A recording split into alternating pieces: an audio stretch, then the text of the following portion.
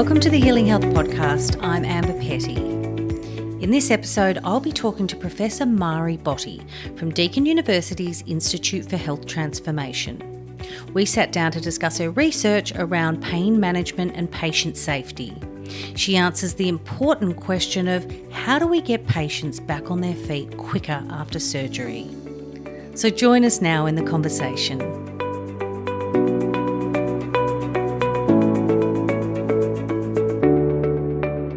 So in this episode, we're going to explore your research on how we can enhance recovery after surgery, which is a very interesting topic.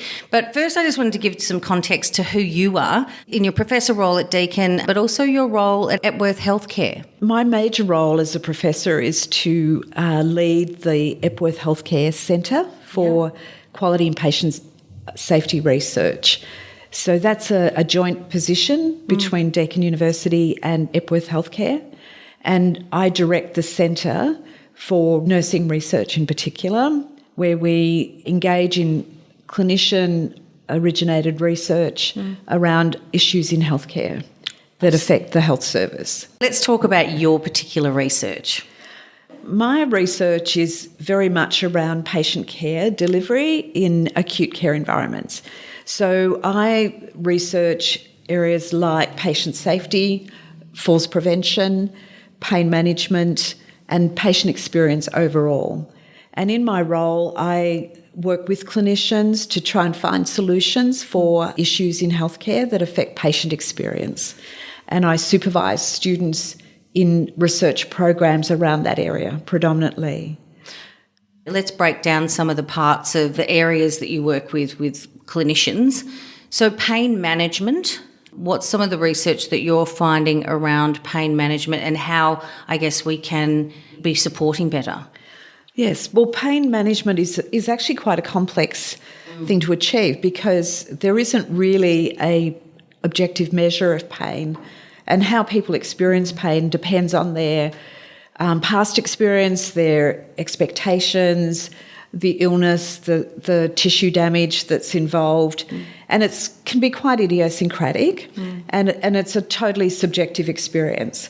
So when clinicians are trying to understand the pain of others, it requires an interaction, and it requires that patients are able to talk about their pain, and often patients are asked to give their pain a number on a scale of 0 to 10, and some people have not done that before, and they're not really familiar with scaling their pain and their experience.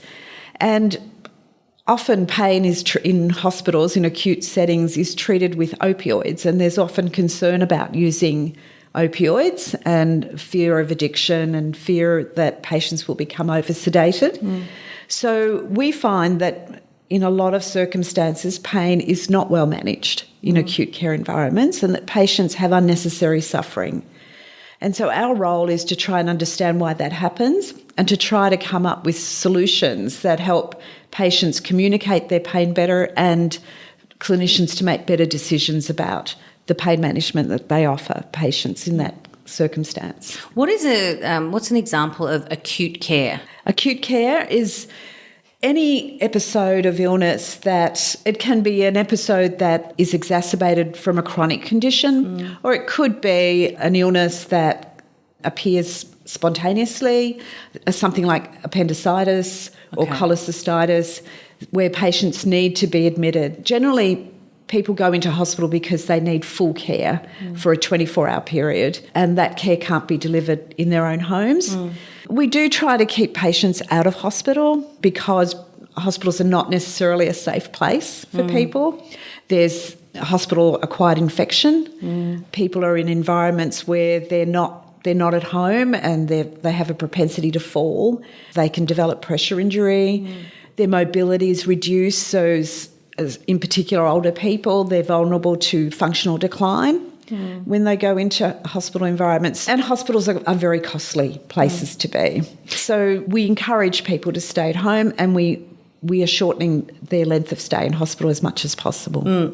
So tell me about my stay. So when people go into hospital, they're exposed to a whole lot of different clinicians. They're acutely ill, so they're not well. They're having medications that they're not used to often. They may be recovering from anaesthetic. They're having pain medications, and they're particularly vulnerable in that space. And it's very difficult for people to participate in their care and in their recovery in those sorts of environments. And it's a very unfamiliar place to be. So MyStay is a tool, it's an app that we've developed that is an attempt to provide people with capability to participate in their own care. Patient participation in care is considered an essential element of high quality care. It's now a national standard, so there is an expectation that health services will involve consumers in their own care and in their recovery. And so we've been trying to find ways to do that, and it's actually not that easy in acute environments. It's been certainly a mainstay of chronic illness management, that people are participants, they understand their illness, and they self-manage their illness. In acute health, we tend to do things to people rather than with them. And so MyStay was developed as a multimedia tool. We recognise that people spend a lot of time on their own in hospital where there is time to give people information, but they're not often in a place where they can retain it. If you give lots of reading, for example, people can't really take that in. But if we put it together in a very explicit, easy to manage multimedia app that people can just engage with when they want to, whenever they feel that they can, in small modules where they can take it in just small bites, if you like. What are some of the small bites that are within there? Like if I'm leaving hospital, obviously I've still got an issue and a lot of pain with that. What do I need to know in order to sort of, work with you as a clinician to get better? Yes, well, certainly in hospital, people need to know that that there's a certain level of pain where they can't function and they can't rehabilitate. So we're very explicit about what that number is, and then we encourage people to get assistance. So what we've found is that people are reluctant to use their call bell in hospital because they feel that clinicians are busy, they're going to bother people, that there may be people that are much sicker than they are. So probably about 12% of people would use their call bell to notify their nurse that they're in pain. The app tells them why it's important to do that. It's running now for patients having knee replacement surgery and hip replacement surgery. Oh, wow. And we've just developed... ones. Yeah. What's the higher statistics of people having knee or hip injuries or replacements? The number of people having those joint replacements is getting higher. So the frequency is higher and also younger because the joints now are lasting longer. And so but knee surgery is actually more painful than hip. So really? People experience more pain with the knee joint replacement. Why? What is it? Because my mother has had several hip replacements, so I feel like I understand that more. And for me, knee surgery, is that from a fall, or is that like what are some of the big reasons why people have to have a knee replacement?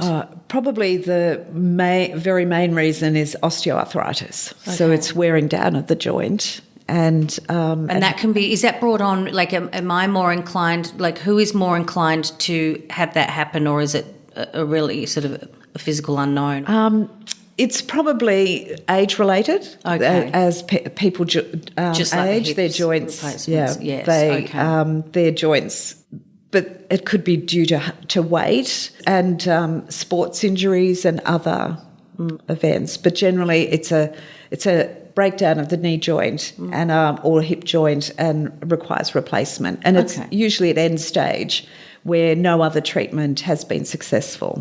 And they've obviously been in pain a long time. Yes, they've had usually chronic pain condition. So, and that makes it difficult, again, in the pain assessment post-surgery, disentangling that acute pain. And many patients feel that they need to be stoic with their knee pain or hip pain after surgery because they feel that there's a means to an end, that now they've had surgery and that this is a different sort of pain. But there is some evidence now that if we don't treat the acute post-surgery pain well, that patients can go on to have chronic pain conditions due to that pain. Oh, so that's tricky because you're dealing with individual people who are brought up differently in terms of being stoic, I imagine. And also, I know with my mother and her hip replacement, the level of hopefulness going into that is pretty high, I think, for most people, but also how you then turn hopefulness into, am I being honest, or that post pain kind of factor. If you're telling me, is it 1 to 10? How do you know that I'm not just being stoic and saying it's a 7 when it's actually a 9 and there could be an issue? That's difficult. It is difficult, and people have their own motivations for what they communicate to their clinicians. So some people don't want opioids. They don't like the effect that opioids have on them. Tell me a bit more about opioids, because I've heard a lot of the opioids talked about, especially in America, but I'm not completely across what opioids are and the up and down side effects. Opioids are narcotics. They're very strong pain relief medications. Is it a Panadine Forte? Well, Panadine Forte has codeine, that is an opioid. Okay. And generally, the pain relief that's used that's opioid-based is oxycodone or endone, and that is used for short periods of time during high acuity pain. Is very, very successful in managing that pain. Obviously, there are issues. There is an opioid epidemic in the United States, less so here in Australia, but we do have to be wary about how we use opioids. So there are strategies in place to reduce that risk by sort of giving, when we send people home, that they have opioids they have a set number of tablets. Their prescription, Yeah, that they're not given a huge box of opioid and then to store for later and those sorts of things. So I think opioids are managed very well post-operatively here. In Australia, given that they're managed? Yes. And I believe that we should be using them as required, and that people shouldn't be having high levels of pain after surgery. And so are you saying that people, because of the bad publicity that opioids has gotten, much of it probably trickling from America, do you think that that's giving people fear that they're denying themselves the good side of the opioids, given the fact that it's monitored in this country, and sitting in a lot of pain because of that fear? I think there's always been a fear of using opioids. Yeah. Even before? Even before. Right. It's been it's been known for a while that people do fear becoming addicted. I think there's always a risk that if you don't monitor ongoing use, that people could become dependent on the opioids. Yeah. But really, what we try to do post-operatively is try to use as little as we can of opioid, but manage patients' pain appropriately. So we use Panadol and anti-inflammatories immediately after surgery, sometimes within surgery. And Panadol and anti-inflammatory medications are very, very successful post-operatively, and they are opioid sparing, which means that you can use less opioid. And then it's about good pain assessment immediately post-operatively, and then watching that pain trajectory get less and less as people recover. So it's about good management, really. So what are the other areas within MyStay that you're working with clinicians and obviously them working with patients in order to have that sort of post surgery more effective and the recovery greater? Yes. So what we've done is we've co-designed the MyStay with clinicians and patients. We've asked them what they need, what they would like to know. We've looked at the care path that should be happening with patients, and then we've integrated that into these modules. So the app essentially has several different sections that patients can go into as they need them. So, for example, we have one section on pain management, one on preparing for discharge to going home. one section is simply on the goals for the day, so that you can open the My Stay, and it's day 2 after your surgery, and it gives you quite explicit, easy to follow goals for the day for you to manage while you're in hospital. What kind of things does that say? So it's very simple. It's about how far you should be walking today, what's going to happen, sitting out of bed, say, for one meal. It's all part of providing the patients with a plan for the day that they can then control for themselves. So, for example, if they feel that they could sit out of bed for lunch, they can use their call bell and let the nurse know that they would like to sit out, rather than perhaps waiting. Hospitals are very busy places. Yes, and I was just thinking all of that. yeah, and patients can get inconsistent information. Nurses may not have time to go back in. If patients feel that they can control their recovery, they know what they should be doing for the day, that they can then actually manage it themselves and call for help when they need it. Yeah, because I was thinking also, people's level of, because there is, hospitals are so busy and chaotic. And also, I think, once you have a specialist or clinician come to you and they're telling you all sorts of things and you're trying to remember what to ask them and you're trying to retain, the information, sometimes the basics can just literally go, no, what did they say about that? Did she say that I should be sitting out of bed for, a meal, or did she say not to? Yes, yeah, that's right. That's really good. So when you're sort of in a calmer space, you can go and say, okay, day 2, oh no, I can be doing that, or this is what I can expect. Yes. Yeah, and not everybody's the same, and we make that very clear in the My Stay. But we sort of say most patients on day 2 are able to do this, and that gives the person a sense of control over their recovery. And another very important module is the exercise animations. So we've animated the exercises that they should be doing to rehabilitate that joint. So what we've done is we've asked the physiotherapist to act out those exercises, and then our animator has animated them. So the patient can then go to the exercises. So even though they may see the physio every day, they don't remember the exercises. They don't remember how often they should be doing them. And so this My Stay just goes through them with them. Yeah. So there's a voice, text and animation so whatever they prefer, it's there for them. And I would imagine from the clinician side, like say or from the physio side, for something like that, the exercise, I would imagine, again, I'm using personal references, but one thing that I would imagine that clinicians and specialists get a lot of, or all hospital staff, is the patient desperately going, where are they, waiting for them to walk past. Can you tell me that again? I need you, which is really kind of like funneling everything into that very busy person, which is also probably a lot just to do with general fear and also a feeling of being, disempowered. My body's letting me down and all of those kind of things. So what was once an empowered you is probably a very different, version. So being able to go into something and go, oh, okay, yep, okay. And from what I was going to say, from the physio or the clinician to say, it's all there, go and have a look at it. Yeah. Yeah.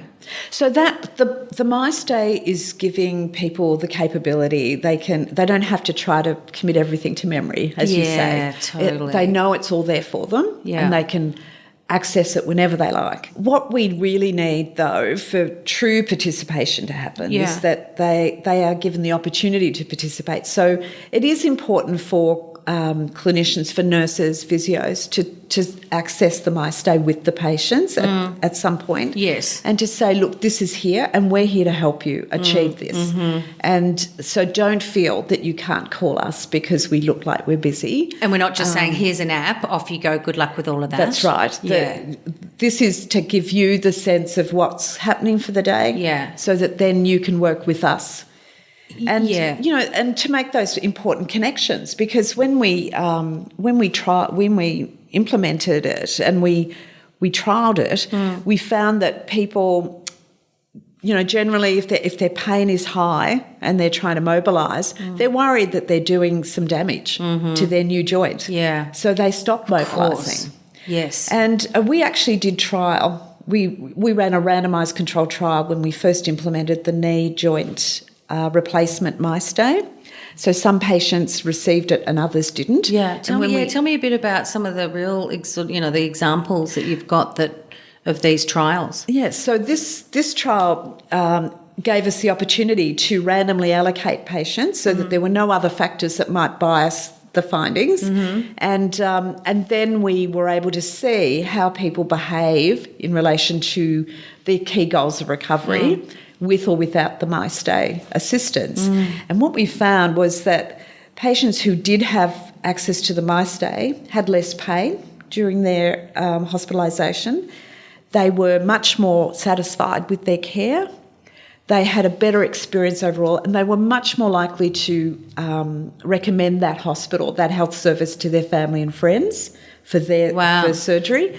And very interestingly, they had one less day of hospitalisation. Oh, wow. So what that told us was that there was some impact of the MyStay. And when we interviewed patients as well, and we interviewed both the patients that had the MyStay and those who didn't, and those who had the MyStay were just much more activated in their recovery. They understood their goals. They understood how much activity they should be doing. They had a better understanding of their exercises. And really interestingly, they could articulate the connection between having good pain management and being able to do their exercises and mobilise. What we were hearing from the patients without the MyStay was a lot of sort of ambiguity about what they could be doing.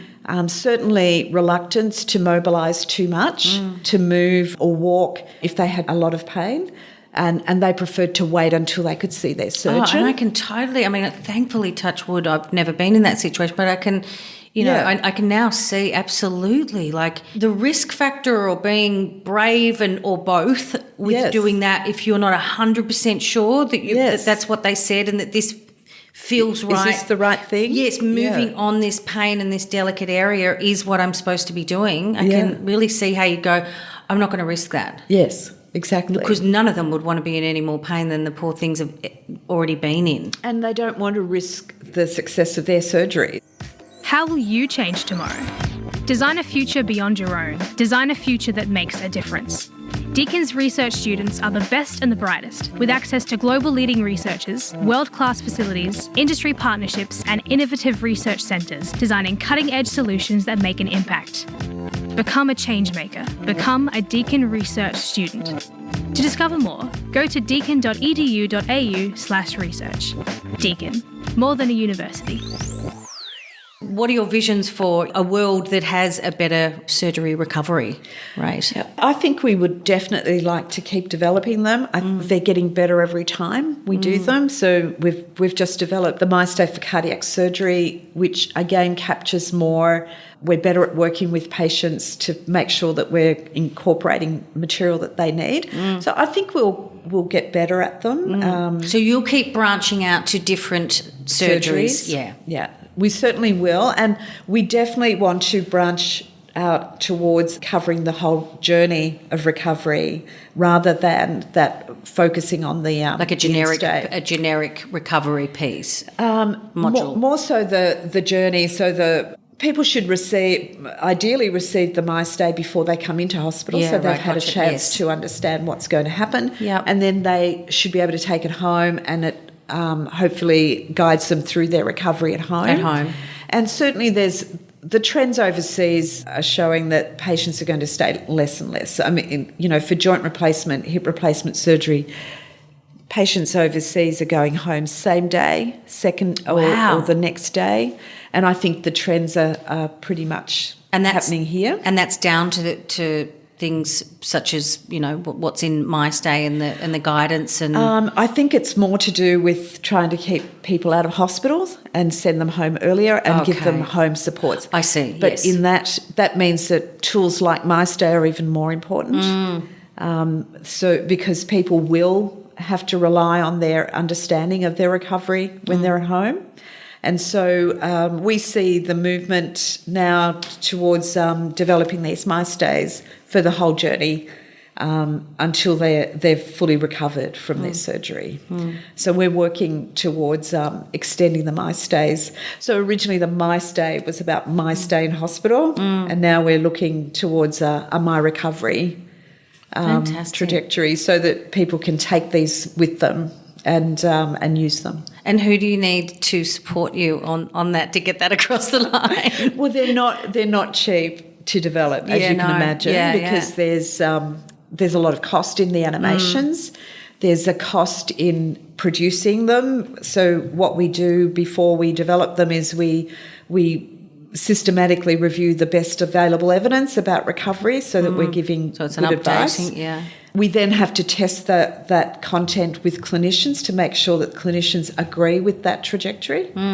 And then we incorporate it into a language that then is well understood. So then we have to test it with patients. And that's a whole thing in itself, isn't it? Working out language that appeals to a range of, I mean, obviously you've probably got a certain demographic that's the higher end of, who uses this, but essentially they're also different cultures, and, language is a very big thing, isn't it? Exactly. And we, at the moment, they're English-speaking modules, but well, I even mean the tone and the words used. Yes, absolutely. Yeah. So the language, definitely, and now we're hoping to incorporate make them more multicultural, so that we've got a bit bigger reach for them as well. But then again, you have to test them and make sure that they are acceptable to people that are hearing them, and that they do communicate the way we expect they do. And so there's certainly the development costs, and then we need to research them and make sure that they are achieving what we think they're achieving. Yeah. So will your research, ongoing research with MyStay, is that something that you need? You want, funding for, either from government or individuals? Like, where does the money come that you need? I think from government is an obvious source, because they are augmenting care and enhancing care. But you're providing a really good solution. Yes, we believe they're a very good solution to helping people participate in their recovery. And then, of course, we are always seeking research funding to actually test them and see whether we are, in fact, enhancing recovery. So that you can further bolster your argument towards government. Well, fantastic, incredible work, and thank you for breaking it down into digestible pieces for me and anyone listening. It's been lovely to chat to you, Murray. Thank you. Thank you. Thanks for joining in the conversation with us about our healthcare system. If you'd like more information on any of the topics or researchers in this series, simply head to iht.deakin.edu.au.